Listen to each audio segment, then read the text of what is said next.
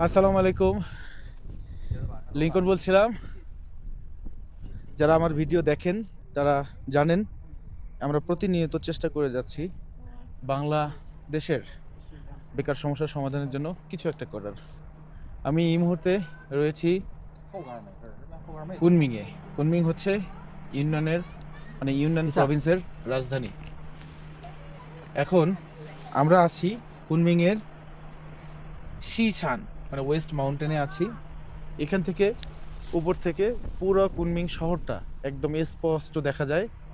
পিছনে দেখেন Kunming twin tower ওখানে আছে এবং পুরো শহরের একটা অংশ স্পষ্ট দেখা যায়। আমরা পাহাড়ের চূড়ায় আরও একটু উপরে যাওয়া যাবে। আমরা এই পর্যন্ত উঠতে পারছি। পাহাড়ে উঠতে গেলে যেরকম ফিজিক্যাল ফিটনেস দরকার বাংলাদেশের লোকজনের ওরকম সাধারণত নাই।